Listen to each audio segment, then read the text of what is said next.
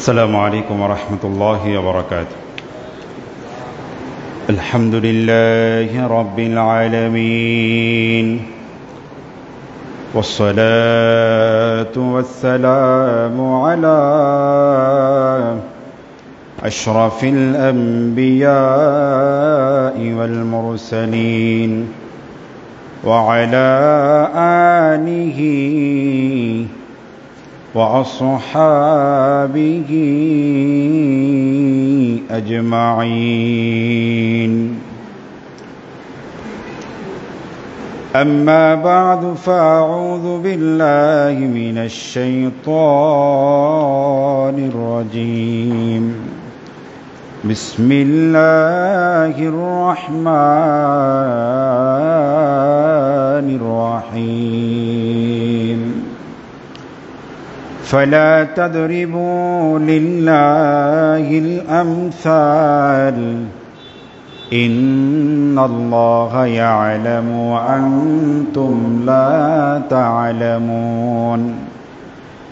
وقال سبحانه وتعالى: إن الله وملائكته يصلون على النبي يا أيها الذين آمنوا صلوا عليه وسلموا تسليما. صلى الله على سيدنا محمد وآله وأصحابه وسلم. صلى الله على سيدنا محمد وآله وأصحابه وسلم. اللهم صل على سيدنا مولانا محمد وعلى آل سيدنا مولانا محمد. اللهم صل على سيدنا مولانا محمد وعلى آل سيدنا مولانا محمد. اللهم صل وسلم ওয়াবারিক আলাইহি। সম্মানিত হাজিরিন, পবিত্র শাওয়াল মাসের দ্বিতীয় জুমার দিন আল্লাহ তাআলা আমাদেরকে অসংখ্য পাপিষ্ঠ বান্দা হতে বাছাই করে, নাফরমান বান্দা হতে বাছাই করে জুমার দিন জুমার নামাজ আদায়ের উদ্দেশ্যে মসজিদে এসে বসার তৌফিক দিয়েছেন। এই জন্য শুকরিয়া তান সকলে বলি আলহামদুলিল্লাহ। সাথে সাথে রসুল করিম সাল্লাল্লাহু আলাইহি ওয়াসাল্লামের উপর একবার দুরুদে পাক পাঠ করি। সাল্লাল্লাহু আলা মুহাম্মদ সাল্লাল্লাহু আলাইহি ওয়াসাল্লাম। সম্মানিত হাজিরিন, আজকে আমাদের যে আলোচনার বিষয়বস্তু এটি হচ্ছে বর্তমান বিশ্বে মুসলমান ইমানদার মুমিন বান্দাদের উপর যে নির্যাতন, নিপীড়ন, জুলুম চলছে, এই সময়ে মুসলিম হিসাবে, মুমিন হিসাবে আল্লাহর দরবারে আমাদের ঈমানের মাপকাঠি কেমন হবে? আমাদের ঈমানের মাপকাঠি কেমন হবে? আল্লাহ তাআলা তার নিজের পরিচয় সম্পর্কে অনেকগুলো কি করেছেন, উদাহরণ আমাদেরকে দিয়েছেন। এবং আল্লাহ তাআলা কোরআনুল কারীমে বলেন, লাইসা কামিসলিহি শাই, তার মতো কোনো কিছু, তার উদাহরণ কোনো কিছুতে, ওয়া হুয়াস সামিউল বাসীর, তিনি সবচেয়ে বেশি শুনেন, তিনি সবচেয়ে বেশি। ফালা তাদরিবু লিল্লাহিল আমসাল, আল্লাহকে তোমরা কোনো কিছুর সাথে কি করিও না, তুলনা করিও না। এবং সূরা ইখলাসের মধ্যে বলেন ওয়ালাম ইয়াকুল্লাহু কুফুয়ান আহাদ, আল্লাহর সমকক্ষ কোনো কিছুতে নেই।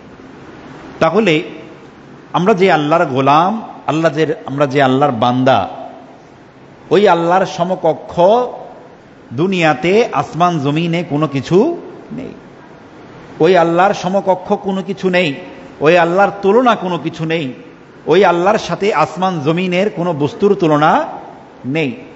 যেমন আলী কাররামাল্লাহু ওয়াজহুল কারীম বলেন, কান আল্লাহু আলা মাকান ওয়া হুয়াল আনু আলা মাকান। যখন কোনো জিনিস ছিল না, সময় ছিল না, স্থান ছিল না, কাল ছিল না, তখনও খোদা ছিল।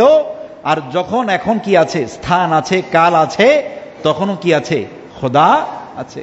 তার মানে আমাদের খোদা স্থান, কাল, পাত্র, সময় সমস্ত কিছু থেকে কি পবিত্র, সমস্ত কিছু থেকে পবিত্র।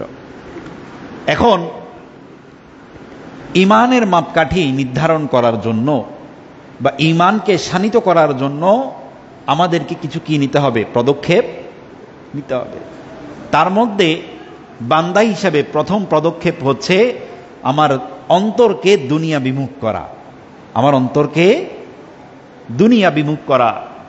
যদি আমি দুনিয়া বিমুখতা অর্জন করতে না পারি, আর চারদিকে যত বেশি আমল করি না কেন, যত বেশি ইবাদত করতে যাই না কেন, এই দুনিয়ার ভালোবাসা আমাকে কি করবে, আল্লাহর দরবারে লজ্জিত করে দিবে। এই দুনিয়ার ভালোবাসা আমাকে মুমিনের প্রতি ভালোবাসা প্রকাশে কি দিবে, বাধা দিবে। এই যে আমরা দেখি আমাদের মুসলিম রাষ্ট্র ফিলিস্তিনের মধ্যে কি হচ্ছে, নির্যাতন, ইহুদিদের আযাব, তারা কি করছে, নিপীড়ন চালাচ্ছে। তার আশেপাশে অসংখ্য মুসলিম রাষ্ট্র নেই, আরব আমিরাত রয়েছে, জর্ডান রয়েছে, মিশর রয়েছে, এরকম আরো অনেকগুলা কি রয়েছে, রাষ্ট্র রয়েছে। তাহলে এতগুলো মুসলিম শাসক, এতগুলো মুসলিম দেশ এই নির্যাতিতদের পাশে থাকা সত্ত্বেও তারা কেন তাদেরকে সাহায্য করতে পারছে না? তার প্রধান কারণ হচ্ছে দুনিয়া। তার প্রধান কারণ হচ্ছে কি, দুনিয়া। সৌদি আরব তার পারিবারিক রাষ্ট্র ক্ষমতা ধরে রাখার জন্য আমেরিকার গোলামি করছে, আমেরিকার গোলামি করছে। অন্যরা তাদের ক্ষমতা, তাদের চেয়ার ধরে রাখার জন্য কি তাদের গোলামি করছে, তাদের আকাশকে মুসলমানের রক্তে রঞ্জিত করার জন্য ব্যবহার করতে দিচ্ছে। তাহলে এই সব কিছুর মূলে হচ্ছে কি, দুনিয়া। সবকিছুর মূলে হচ্ছে কি, দুনিয়া। তাহলে আমার আপনার ঈমানকে যদি আল্লাহর কাছে কবুলযোগ্য করতে হয়, তাহলে সর্বপ্রথম কাজ হবে কি, নিজের অন্তরকে দুনিয়া বিমুখ করা। যে এই দুনিয়া ফানি, আখেরাত হচ্ছে বাকি। ফানি মানে ধ্বংস হয়ে যাবে, ফানি মানে কি, ধ্বংস হয়ে যাবে। আর আখেরাত চিরস্থায়ী থেকে যাবে, আখেরাত চিরস্থায়ী থেকে যাবে। যেমন আল্লাহ তাআলা বলেন, আল মাল ওয়াল বানুনা যিনাতুল হায়াতিদ দুনিয়া। মাল এবং সন্তান সন্ততি, ঘর বাড়ি, এগুলো হচ্ছে দুনিয়ার সৌন্দর্য, এগুলো হচ্ছে কি, দুনিয়ার। ওয়াল বাকিয়াতুস সালিহা খায়রুন ইনদা রাব্বিকা সাওয়াবান ওয়া খায়রুন আমালা। এবং আমলে সালেহ করে আপনি যা পাবেন সেগুলো পক্ষ থেকে আসবে, আল্লাহর পক্ষ থেকে, আল্লাহর পক্ষ থেকে আসবে। তাহলে আল্লাহ কোরআনে বলে দিয়েছেন, তোমাকে জীবিকার মাধ্যম হিসেবে যে মাল দেওয়া হবে, সম্পদ দেওয়া হবে, এগুলো হচ্ছে কি, অবশ্যই দুনিয়ার সৌন্দর্য। এগুলো কি, দুনিয়ার সৌন্দর্য। আল্লাহর সন্তুষ্টির জন্য তুমি যখন দুনিয়ার সৌন্দর্যকে অপেক্ষা করবে, দুনিয়ার সৌন্দর্যকে ডিনাই করবে, তখন তোমার উপর, আমার উপর আল্লাহ রাজি হয়ে যাবে। আল্লাহ এবার অন্য আয়াতে বলেন, ইয়া আইয়ুহান নাস, হে মানব জাতি, ইন্না ওয়াদাল্লাহি হক। কে বলছেন? আল্লাহ বলছেন, হে মানব জাতি শুনে রাখো, আল্লাহর ওয়াদা সত্য, নিশ্চয়ই। ইন্না এখানে তাকিদ দিয়েছেন, তাকিদ।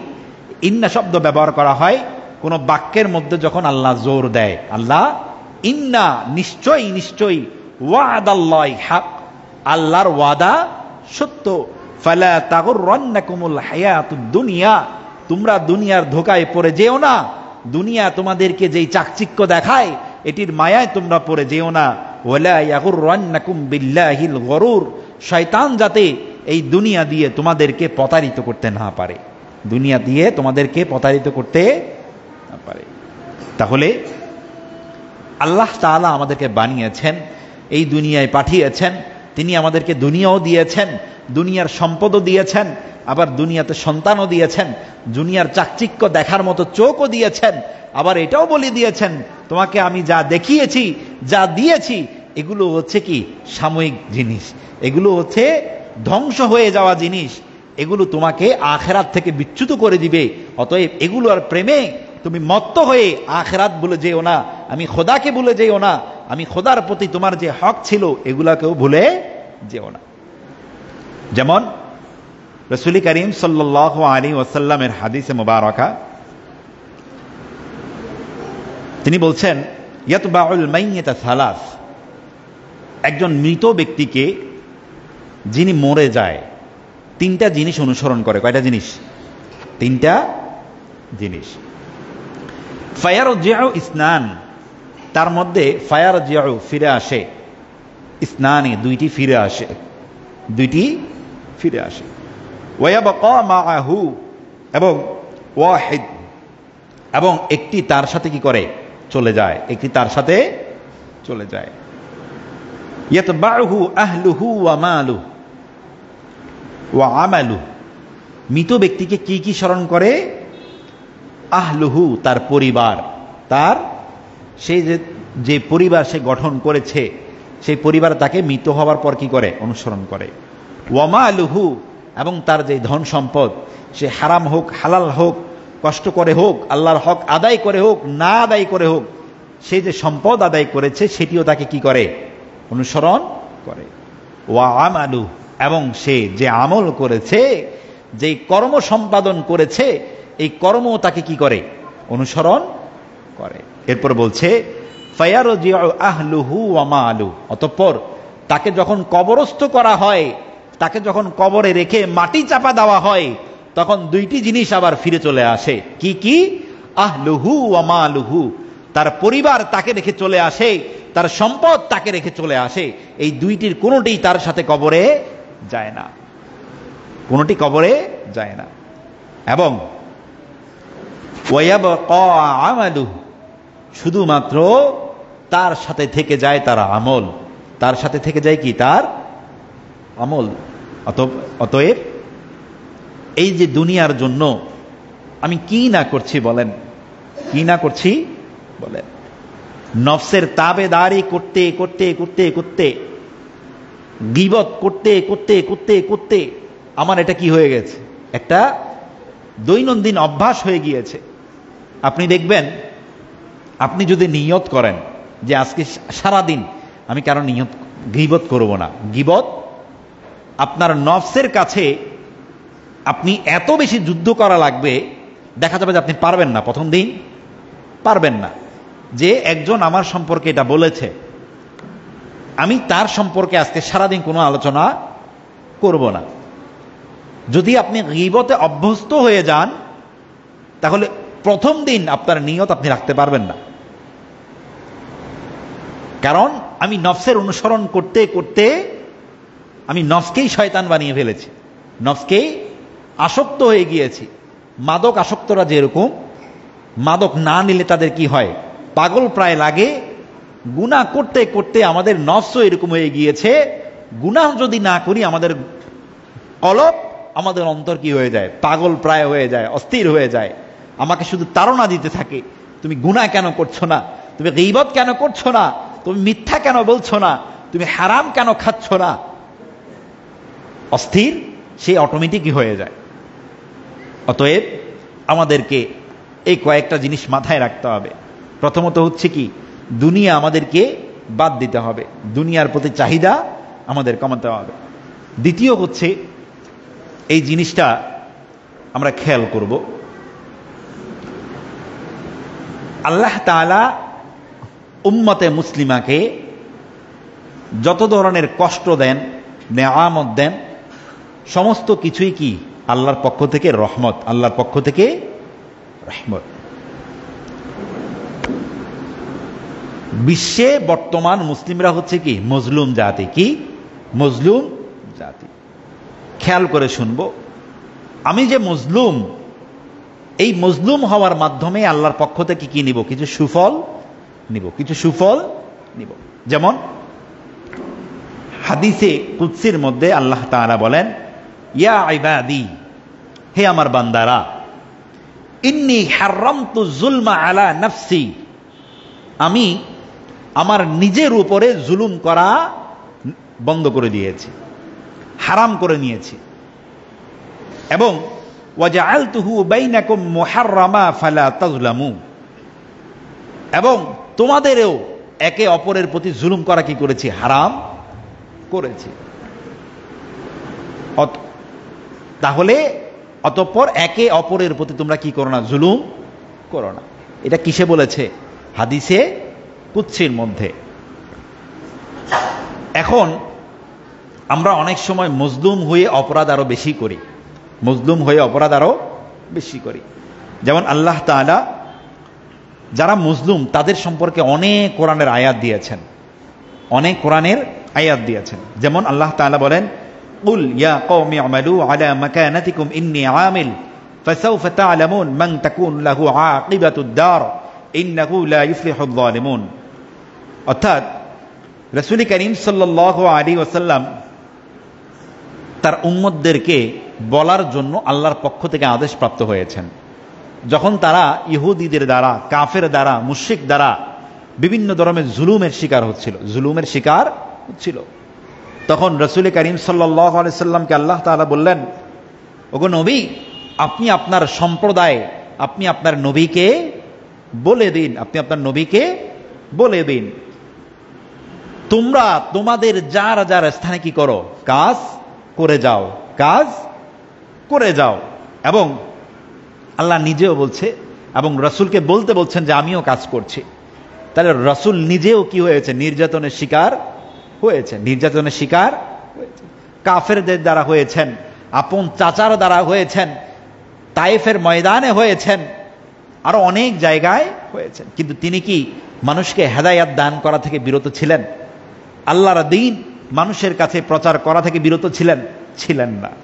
কিন্তু আল্লাহ তাআলা অতঃপর বলছেন, তাদেরকে বলে দাও তারা যাতে নিজেদের কাজ করে যায়, তারা অতি শীঘ্রই জানতে পারবে কে জয়ী হবে আর কে ব্যর্থ হবে, কে ব্যর্থ হবে। ইন্নাহু লা ইফলিহুল যালিমুন, নিশ্চয়ই জালেমরা কখনো সফল হয় না। যেমন এই যে ইয়াহুদি জাতি, ইয়াহুদি জাতি তাদেরকে কি বলা হয়? বনি ইসরাইল বলা হয়। এদেরকে আল্লাহ তাআলা বিশেষ কিছু ডিসকাউন্ট দিয়েছেন, বিশেষ কিছু সুযোগ দিয়েছেন। তারা ছিল ঈসা আলাইহিস সালাতু ওয়াস সালামের অনুসারী। এখন ঈসা আলাইহিস সালাতু ওয়াস সালামের এই অনুসারীরা ঈসা আলাইহিস সালাতু ওয়াস সালামকে যেই যেই অপবাদ দিয়েছিল, এরকম অপবাদ অন্যান্য নবীরা, উম্মতরা যখন তাদের নবীকে দিয়েছে, আল্লাহ তাআলা ওই উম্মতদেরকে ধ্বংস করে দিয়েছিল, ওই উম্মতদেরকে ধ্বংস করে দিয়েছিল। নূহ আলাইহিস সালাতু ওয়াস সালাম ধ্বংস করে দিয়েছিল, লূত আলাইহিস সালাতু ওয়াস সালাম জমিন উল্টে দিয়েছিল। এরকম করে সমস্ত নবীর উম্মতদেরকে কি ধ্বংস করে দিয়েছিল, কিন্তু একমাত্র বনি ইসরাইলদেরকে ধ্বংস করেনি। যদিও তারা তাদের নবীর মাকে জানাকারী হিসেবে কি দিয়েছিল? অপবাদ দিয়েছিল। ঈসা ইবনে মরিয়ম, মরিয়ম আলাইহিস সালাতু ওয়াস সালামের কোনো হাজবেন্ড তো ছিল না, এবং আল্লাহর পুত্র হিসেবে ওনাকে কি দিয়েছিল? তোহমত দিয়েছিল। আল্লাহ তারপরেও তাদেরকে কি করে নাই? ধ্বংস করেনি।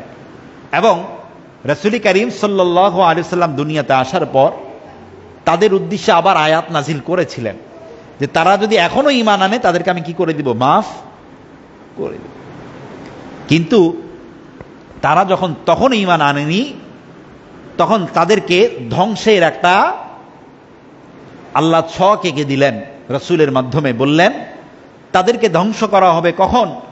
যখন উম্মতে মুহাম্মদী পাপ করতে করতে নিজেদের হেদায়াতের পথ থেকে বিচ্যুত হয়ে যাবে, নিজেদের আদর্শ থেকে বিচ্যুত হয়ে যাবে, তখন উম্মতে মুহাম্মদী মুসলিমাকে এই ইহুদিদের দ্বারা কি করাবো? নির্যাতন করাবো। অতঃপর আমি তাদেরকে কি করব? ধ্বংস করব। অতঃপর তাদেরকে আমি ধ্বংস করব। তাহলে ইহুদিদের ধ্বংস হবে কখন? দাজ্জাল যখন আসবে, ঈসা আলাইহিস সালাতু ওয়াস সালাম যখন আসবে, তখনই কি হবে? ধ্বংস। কিন্তু পরিশেষে বিজয় লাভ করবে কারা? মুসলমানেরাই বিজয় লাভ করবে। তাহলে এই যে নির্যাতন, নিপীড়ন, সমস্ত কিছু যাদের উপর হচ্ছে, তারা কিন্তু সত্যিকারে মুসলিম, তারা কিন্তু সত্যিকারই মুসলিম। আপনার ঘরের যদি আপনার চোখের সামনে 10 জন 15 জন সদস্য বোমার আঘাতে হাত পা উড়ে যায়, আপনি টিকে থাকতে পারবেন? আপনার মনে হয় এই পরিমাণ অন্তরের শক্তি নিয়ে আপনি বেঁচে ধারণ করতেছেন, আপনি জীবন বাঁচবেন? আপনার পারবেন না। আপনি আপনার সন্তানের মস্তকহীন দেহ মাথার মধ্যে নিয়ে আপনি আল্লাহকে বলবেন আল্লাহু মাওলানা, আল্লাহর জিকির করে করে আল্লাহকে তাকবীর দিবেন, এই ইমানি জজবা আপনার মধ্যে আছে? আপনি তো সাথে সাথে আল্লাহর উপর তুহমত দেওয়া শুরু করবেন। আল্লাহ আমার এটা কি করলো? আল্লাহ আমার সন্তানকে কেন দেখলো? আল্লাহ দুনিয়া থেকে আর কারো সন্তান দেখে নাই, এই বলে বলে আপনি অভিযোগ করবেন। আমরা অভিযোগ করব, আমরা অভিযোগ। কিন্তু এরকম মুহূর্তে তারা কি করছে? আল্লাহর শুকর আদায় করছে, আল্লাহর শুকর আদায় করছে। এরকম ভঙ্গুর এলাকার মধ্যে তারা বসে বসে কোরআন তেলাওয়াত করছে। তাহলে তাদের ঈমান আর আমাদের ঈমান আসমান জমিনের ফারাক, আসমান জমিনের। তারা শহীদ হচ্ছে, শহীদ হওয়ার সাথে সাথে তারা জান্নাতে চলে যাচ্ছে। আমরা বেঈমান হওয়ার কারণে, নাফরমান হওয়ার কারণে, গুনাহগার হওয়ার কারণে তাদের এই পরিণতি আমাদেরকে আল্লাহ চাক্ষুষ দৃষ্টিতে দেখানো সত্ত্বেও তাদের প্রতি আমাদের মায়া জন্মাচ্ছে না, আমাদের ঈমান চেতনা যাচ্ছে না, আমাদের ঈমানকে আবার শানিত করার ইচ্ছা আমাদের অন্তরে হচ্ছে না। দুনিয়ার প্রতি যে লোভ নিয়ে আমরা বেঁচে চলাফেরা করছি, সেই লোভ আমাদের আর অন্তরে দৃঢ় হচ্ছে দিন দিন। আমলহীন জিন্দিগি যেভাবে আমি কাটিয়ে কাটিয়ে হায়াত নষ্ট করছি, এরকম আমলহীন জিন্দিগির মধ্যে আমলহীনতা আমার আরো বেড়ে চলছে। আগে ফরজ 1 ওয়াক্ত ত্যাগ করতাম, এখন আমি 4 ওয়াক্ত ত্যাগ করি। আগে আমি সুদ খাইতাম 1 বেলা, এখন খাই 5 বেলা, এখন খাই 5 বেলা। আগে আমার ব্যাংকে এফডিআর ছিল 1 লাখ টাকা, এখন আছে 5 লাখ টাকা, এখন আছে 5 লাখ টাকা। তাহলে হারাম যখন আপনার পেটে ঢুকবে, আপনার অন্তর কি ঈমানের স্বাদ পাবে? আপনার কপাল কি সেজদার স্বাদ পাবে? আপনার সন্তান কি আপনার অনুগত হবে? আপনার বিবি কি আপনার অনুগত হবে? আপনার অন্তর কি আজান শুনলে মসজিদের দিকে আগাবে? আগাবে না। তাহলে ঈমান শানিত করার পদ্ধতি শুধুমাত্র জিহাদ জিহাদ জিহাদ চাই, জিহাদ ছাড়া উপায় নাই, এটা নয়। ঈমান শানিত করার অন্যতম পদ্ধতি হচ্ছে আমার আত্মশুদ্ধি অর্জন করা, আত্মশুদ্ধি অর্জন করা। দেখেন, আমাদের পার্শ্ববর্তী দেশে ওয়াকফ স্টেটের একটি কি হয়েছে? আইন পাশ হয়েছে। তার মানে গত কয়েক শতাব্দী ধরে যেই জায়গাগুলোতে খানকা ছিল, মসজিদ ছিল, মাদ্রাসা ছিল, এই জায়গাগুলোর লিগ্যাল পেপার থাকার না থাকার কারণে এগুলো কি হবে? তারা ধ্বংস করে দিতে পারবে। ধ্বংস। এই জিনিসটা কি আপনি রিয়ালাইজ করছেন? প্রায় 32,000 একর জমি, 32,000 একর জমি, কত বিশাল জায়গা। এগুলো কেন হচ্ছে? এগুলো দেখে আমাদের অন্তরে মনে হচ্ছে, দেখেন এই মুহূর্তে আপনি যদি ঈমানের চেতনাকে একমাত্র আল্লাহর জন্য, আল্লাহর দ্বীনকে ভালোবাসার জন্য যদি নিজের অন্তরে স্থান না দেন, আপনি যদি মনে করেন এটা আমার দলের বিষয় নয়, এটা আমার গ্রুপের বিষয় নয়, এটা আমার দেশের বিষয় নয়, তাহলে শয়তান আপনাকে ধোঁকায় ফেলছে, শয়তান আপনাকে ধোঁকায় ফেলছে। আমাকে একটা কথা বলেন, আগে আপনি মুসলিম নাকি বাঙালি? আগে কি? আগে কি? আগে মুসলিম, আগে। তাহলে আগে রক্ষা করার দরকার কি? আপনার মুসলমানিত্ব রক্ষা করার দরকার। আগে মুসলমানিত্বকে রক্ষা করার দরকার। তাহলে আপনার মুসলমানিত্ব রক্ষা হবে কিভাবে? আপনার মুসলিম ভাইদের হক আদায়ের মাধ্যমে, মুসলিম ভাইদের হক আদায়ের মাধ্যমে, ইসলামের হক আদায়ের মাধ্যমে, ইসলামের হক আদায়ের মাধ্যমে। এখন ইসলামের হক আমি কিভাবে আদায় করব? আমি নিজের মধ্যেই তো ইসলাম প্রতিষ্ঠা করি, নিজের মধ্যেই তো ইসলাম প্রতিষ্ঠা করে নি। দেখেন, ঈমান আকীদার অনেকগুলো বিষয় আছে, ঈমান আকীদার অনেকগুলো বিষয় আছে। যখন দিন মুসলমান বিপদে পড়ে যায় তখন আমি যেই অবস্থায় থাকি না কেন, নাপাক অবস্থায় থাকি, বেনামাজি অবস্থায় থাকি না কেন, যেই অবস্থায় থাকি না কেন, আমার যদি ওই মুহূর্তে ঈমানি জজবা আল্লাহ দিয়ে দেয়, আমি তখন ময়দানে ঝাঁপিয়ে পড়তে হবে আমার। সাহাবীরা ফরজ গোসল না করে জিহাদের ময়দানে যায়নি? অবশ্যই গিয়েছে। এখন আপনি যদি আমাকে বলেন যে উনি তো জিহাদ করেছেন নাপাক অবস্থায়, ওনার জিহাদ কবুল হবে না, নাউজুবিল্লাহ। এই জন্য আমি সব সময় বলি, আমি যদি বেআমল হই, নাফরমানও হই, যদি কোনো এক মুহূর্তে আল্লাহ আমার অন্তরে ঈমানের চেরাগ জ্বালিয়ে দেয়, ওই মুহূর্তটাকে আমি চেপে ধরা। আমার মুসলমান ভাই সামনে আমার কষ্ট পাচ্ছে, আমি যেই অবস্থায় থাকি না কেন তাকে আমার সাহায্য করা, দেখেন, আমি মুসলিম হিসাবে আমার কাছে শ্রেষ্ঠত্ব পাবে, আমার কাফেরের চেয়ে আমার কাছে শ্রেষ্ঠত্ব পাবে আমার মুসলমানদের মধ্যে সর্বনিকৃষ্ট মুসলিম যে এক ওয়াক্ত নামাজ তার হায়াতে জিন্দেগিতে পড়ে নাই, একবার সত্য কথাও বলে নাই, কিন্তু আল্লাহকে লা ইলাহা ইল্লাল্লাহ মুহাম্মাদুর রাসূলুল্লাহ বলে স্বীকৃতি দিয়েছে, সে আমার কাছে কাফেরের চেয়ে শ্রেষ্ঠ।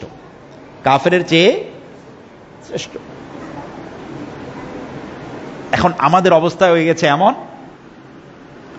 বিভিন্ন মাসলাকজনিত কারণে, আকীদার ভিন্নতার কারণে, উগ্রতার কারণে, আত্মসমালোচনা না থাকার কারণে আমার কাছে আমার প্রতিবেশীর চেয়ে, আমার মুমিন ভাইয়ের চেয়ে, আমার মুসলিম ভাইয়ের চেয়ে, আমার মুসলিম সমাজের চেয়ে কাফেরদের সমাজ আমার কাছে প্রিয়।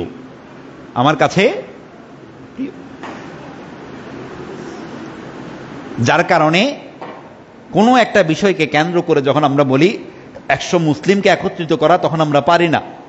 কিন্তু ফ্যামিলি গ্যাদারিং, পলিটিক্যাল গ্যাদারিং হোক, বিভিন্ন ধরনের ধর্ম থেকে আমি কি 500 একত্রিত করে ফেলতে পারি? 500 একত্রিত করে, তাহলে মৃত্যু যেহেতু আমাদের অবধারিত, আল্লাহর সন্তুষ্টি ছাড়া তো আমার জীবনে চাওয়া পারা আর কিছু থাকতে পারে না। আল্লাহ আমাদের সকলকে বুঝার তৌফিক দিক, সকলে বলি আমিন। সম্মানিত হাজরিন, আল্লাহ তাআলা কোরআনুল কারীমের মধ্যে আরো অনেক জায়গায় মজলুমদেরকে নিশ্চিন্ত থাকার কথা বলেছেন। যারা মজলুম তাদেরকে আল্লাহ বলছেন, ওয়ালা তাহসাবান্নাল্লাহা গাফিলান আম্মা ইয়ামালুয যালিমুন। আল্লাহ তাআলা বলছেন, তুমি কিছুতেই আল্লাহকে জালেমদের থেকে বেখবর মনে করো না। বেখবর, যে তিনি দেখছেন না যে জালেমরা, নিরুপায় যারা অসহায়দের উপর জুলুম করছে, এটা আল্লাহ দেখছে না। ইন্নামা ইউআখিরুহুম লিয়াউমিন তাশখাযু ফীহিল আবসার। আল্লাহ তো তাদেরকে সেই দিন পর্যন্ত ঢিল দিচ্ছেন যেই দিন তাদের চোখগুলো বিস্ফোরিত হয়ে বের হয়ে যাবে। মুহতিআইনা মুকনিআই রুউসিহিম লা ইয়ারতাদ্দু ইলাইহিম তারফুহুম ওয়া আফইদাতুহুম হাওয়া। তারা নিজেদের মাথা হাতে উপরে তুলে দৌড়াতে থাকবে, হাতে তুলে একটুখানি সময় তারা নিজেদের জন্য পাবে না। এবং আল্লাহ তাআলা তার প্রিয় হাবিব পাক সাল্লাল্লাহু আলাইহি সাল্লাম বলছেন, ইন্নাল্লাহা লা ইউমলি লিয-যালিমি হাত্তা ইযা আখাযাহু লাম ইউফলিতহু। আল্লাহ জালেমকে অবকাশ দেন, অতঃপর তাকে যখন পাকড়াও করেন তাকে আর ছাড়েন না। জালেমকে অবকাশ দেন জুলুম করার জন্য, অবকাশ দেন, অতঃপর যখন ধরেন তাকে আর ছেড়ে দেন না। যেমন আমরা কোরআনের আয়াত শুনেছি, আল্লাহ তাআলা গুনাহগার বান্দাকে যখন মৃত্যুবরণ করাবে, এরপর যখন সে বলবে, আল্লাহ আমি দুনিয়াতে যা যা করিনি তা করার জন্য আমাকে একটুখানি সময় দেন, আল্লাহ বলবে যে না, আর তোমার কাছে সময়। এই জুলুমবাজ মানুষদের কাছেও কি এরকম? এই জন্য যারা মজলুম তাদের জন্য আমাদের মায়া করার কিছু নেই। তাদের সাহায্যকারী হিসেবে আল্লাহই যথেষ্ট, আল্লাহই যথেষ্ট। এবং এরপরে বলছেন ওয়াকাযালিকা আখযু রাব্বিকা ইযা আখাযাল কুরা ওয়া হিয়া যালিমা, এবং আল্লাহ তাআলা জুলুমবাজদেরকে এমন সময় পাকড়াও করেন যখন তারা জুলুমে লিপ্ত থাকে, যখন তারা জুলুমে। এই জন্য অধিক পাপ কর্ম সম্পাদনকারীর ব্যক্তির আযাব হলো সে মৃত্যুবরণ করে, বেঈমান হয়ে মৃত্যুবরণ করে ওই পাপ কর্ম সম্পাদনের সময়, ওই পাপ কর্ম সম্পাদনের সময় সে মৃত্যুবরণ করে। অতএব এটাকে আমাদের ভয় পাওয়া উচিত। আমি যদি মিথ্যাবাদী হই, মিথ্যা বলতে বলতেই আমার মৃত্যুবরণ হবে। আমি যদি অশ্লীল কাজ কর্ম সম্পাদনকারী হই, এই অশ্লীল কাজ করার সময় কি হবে? আমার মৃত্যুবরণ হবে। দেখেন, একটু চিন্তা করে, আমাদের ছেলে পেলে মোবাইলে আমরা অনেক কিছু দেখি না, অনেক কিছু দেখ, যেগুলো সাধারণ মানুষদের সামনে দেখার সাধ্য নেই, দেখার সাধ্য নেই। মা বাবার সামনে সে দেখতে পারবে না। একটু চিন্তা করে, সে দিনের বেলা দরজা বন্ধ করে দেখছে, রাতের বেলা দরজা বন্ধ করে দেখছে, এমন জায়গায় সে দেখছে সে মনে করছে তাকে সে কেউ দেখছে না। এমন কোনো এক সময় রাতের অন্ধকারে যদি আপনার সন্তান, আমার ভাই এগুলো দেখতে দেখতে মৃত্যুবরণ করে, আর আপনি গিয়ে দেখলেন ওই জিনিসটা চলছে আর আপনার সন্তান মৃত্যুবরণ করে বিছানায় পড়ে আছে, আমার ভাই মৃত্যুবরণ করে বিছানায় পড়ে আছে, আর আমি আপনি যদি সেগুলোতে আসক্তি হই, আমি আপনি সেগুলো দেখতে দেখতে মৃত্যুবরণ করলাম, আর আমাদের মৃত্যুরত অবস্থায় যারা দেখছে তারা দেখছে আমার সামনে এগুলো চলছে। আল্লাহর আযাব আসার আগে দুনিয়ার মানুষ আমাকে আযাব দিয়ে দিবে। তখন আযাব, আমার শুভাকাঙ্ক্ষী যারা আছে তারা আমার লাশের উপর থুতু দিয়ে যাবে। জানাজায় যারা আসার কথা তারা কেউ আসবে না, ইমাম সাহেব আমার জানাজা পড়াইতে আসবে না। আমি যদি নাফরমানিরত অবস্থায় মৃত্যুবরণ করি, জুলুমরত অবস্থায় মৃত্যুবরণ করি, মিথ্যা অবস্থায় মৃত্যুবরণ করি, তাওবা না করে মৃত্যুবরণ করি, বেঈমান হয়ে মৃত্যুবরণ করি, এটা কি হওয়া সম্ভব কিনা বলেন? অবশ্যই হতে পারে, আমরা যদি গুনাহ থেকে নিজেদেরকে বাঁচানোর জন্য চেষ্টা না করি, বাঁচানোর জন্য চেষ্টা করি। আল্লাহ আমাদের সকলকে বুঝ দিক, সকল বলি আমিন। সম্মানিত হাজিরিন, এবং আল্লাহ রাসূল সাল্লাল্লাহু আলাইহি সাল্লামের একটি হাদিস সর্বশেষ শুনব, ধমকের হাদিস। আল্লাহ রাসূল সাল্লাল্লাহু আলাইহি সাল্লাম সাহাবীদেরকে বলছেন, ইসমাউ, হে সাহাবীরা তোমরা শুনো আমার কথা। হাল সামিআতুম আন্নাহু সাতাকুনু বা'দি উমরা, তোমরা কি শুনেছো আমার পরে বিভিন্ন শাসক আসবে, আমার পরে বিভিন্ন খোলাফায়ে রাশিদিনের পরে উমাইয়া গোষ্ঠী এসেছে, আব্বাসীয় গোষ্ঠী এসেছে, গণতন্ত্র এসেছে, রাজতন্ত্র এসেছে। তারপর বলছেন মান দাখালা আলাইহিম ফাসাদ্দাকুহুম বিকাযবিহিম, আল্লাহ রাসূল বলছেন যে ব্যক্তি ওই শাসকদের কাছে গিয়ে তাদের মিথ্যাকে সত্য বলে প্রচার করবে, তাদের মিথ্যাকে সত্য বলে প্রচার করবে। কিভাবে? যেমন ইসরায়েলিরা মসজিদুল আকসার যে প্রাঙ্গণ, এই প্রাঙ্গণকে তারা সেফ রেখেছে তাদের নিজেদের জন্য, সেকেন্ড টেম্পল বানাবে দাজ্জালের জন্য, বা সেটাকে দখল করবে। তারা মানুষের কাছে প্রকাশ করছে কি যে এটা সেফ আছে। এটা এখন তাদের দালাল মিডিয়া কিছু আছে না, যে পৃথিবীর কাছে বলছে যে মুসলিম বিশ্বের মধ্যে মুসলিমদের এই প্রথম কিবলাটা কি আছে, সেফ আছে। এগুলোকে বলছে যারা শাসকের মিথ্যাকে সত্য বলে মানুষের কাছে প্রচার করবে। এরপর বলছে ওয়া আ'নাহুম আলা যুলমিহিম, এবং তাদের যেই জুলুম, এই জুলুমের সাথে সহযোগিতা করবে। যেমন এখন মুসলিম বিশ্বের বিভিন্ন রাষ্ট্র, সৌদি আরব তাদেরকে তেল দিচ্ছে, সেই তেল দিয়ে তারা বিমান চালিয়ে মুসলমানদের উপর কি করছে, হামলা করছে। মুসলমানদের উপর অন্যান্য রাষ্ট্র আকাশপথ ব্যবহার করার সুযোগ দিচ্ছে, তারা আকাশপথ ব্যবহার করে কি করছে, মিসাইল মারছে। আল্লাহ রাসূল বলছেন ফালাইসা মিন্নি ওয়ালাস্তু মিনহু, অর্থাৎ সে আমার নয় আমিও তার নয়। এবং তাদের প্রতি আরেকটি বদদুয়া করেছেন, ওয়ালাইসা ইয়ারিদু আলাইয়াল হাউজ, সে আমার হাউজের কাউসারের কাছে আসতে পারবে না। এখন গণতান্ত্রিক রাষ্ট্রগুলোর মধ্যে এই বিষয়টা কি খুবই প্রচলিত, খুবই প্রচলিত। যেমন সৌদি আরব তার পারিবারিক যে দাসত্ব এটিকে কি করেছে, ধরে রেখেছে।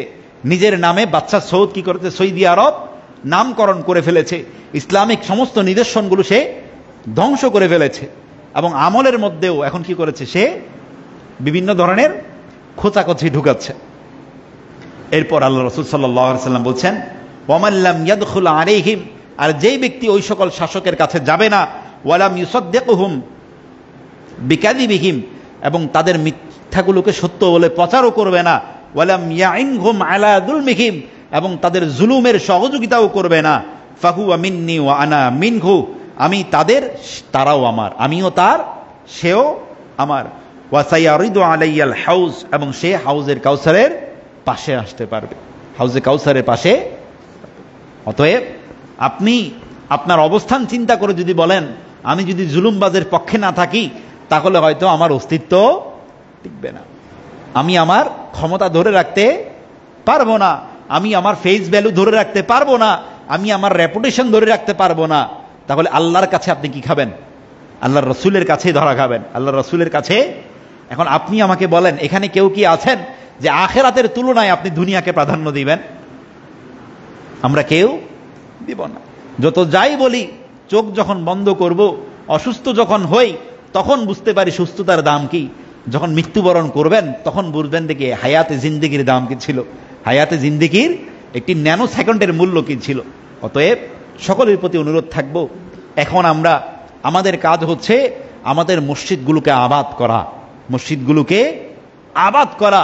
আপনার কাছে ছোট্ট একটি ইবাদতখানা আছে, সেটাতে আপনি আবাদ করেন। আপনার কাছে একটি মসজিদ আছে, সেটাকে আপনি আবাদ করেন। আপনার কাছে একটি মাদ্রাসা আছে, সেটাকে আপনি আবাদ করেন। আপনার কাছে একটি খানকা আছে, আপনি সেটিকেও আবাদ করেন। যদি আমরা আবাদ না রাখি তাহলে আমাদের অন্তরে শয়তান স্থান নিবে, আমরা প্রতারিত হব দুনিয়ার সৌন্দর্য দ্বারা, দুনিয়ার ক্ষমতা দ্বারা, দুনিয়ার বিভিন্ন লোভ লালসা দ্বারা আমরা কি হব, প্রতারিত। অতএব সকলের প্রতি বিনীত অনুরোধ, আমাদের জিন্দেগির মধ্যে যে আমলের ইমানের অবস্থা আমাদের, সেগুলোকে আমরা পরিবর্তন করার চেষ্টা করি, পরিবর্তন করার চেষ্টা করি। আমরা জুমার দিন মসজিদে আসবো, হুজুর কথা বলবে শুনবো, পুরো সপ্তাহ আমাদের খবর থাকবে না। এরকম যদি হয় তাহলে দেখবেন যে কি একদিন আমি কি এখানে সারা জীবন থাকবো? সারা জীবন থাকবো না। জীবিকার তাগিদে হোক, বিভিন্ন কারণে হোক, আমার স্থান পরিবর্তন হইতে পারে, অথবা কোনো এক সময় আপনাদেরও আমাকে পছন্দ নাও হইতে পারে। তখন আমার কি হইতে হবে? চলে, মানুষ পাল্টাবে, এখানে মানুষ পাল্টাবে। কিন্তু আপনারা যদি না পাল্টান, আপনাদের ইমান আমলের যদি পরিবর্তন না হয়, তাহলে এখানে হাজার মানুষ এসে কোনো লাভ নাই। সমাজ যদি পরিবর্তন না হয়, মসজিদের কাতারগুলো যদি ফাঁকা থাকে, সেজদার কাতারগুলো যদি ফাঁকা থাকে, তাহলে মসজিদের কোনো দরকার। ওই জায়গাগুলো কি হবে? এই যে ভারতে যেরকম হয়েছে, এরকম আস্তে আস্তে কি হবে, এখানেও কোনো ধরনের প্রোপাগান্ডা ছড়াবে, প্রোপাগান্ডা ছড়াবে। অতএব আল্লাহ আমাদের সকলের ইমানকে শানিত করার তৌফিক দিয়ে সকলে বলি আমিন। এবং আমাদের ইমানকে সালামত রেখে আল্লাহ আমাদেরকে কবরে নিক, সকলে বলি আমিন। ওয়া আখিরি দাওয়ানা আলহামদুলিল্লাহি রাব্বিল আলামিন।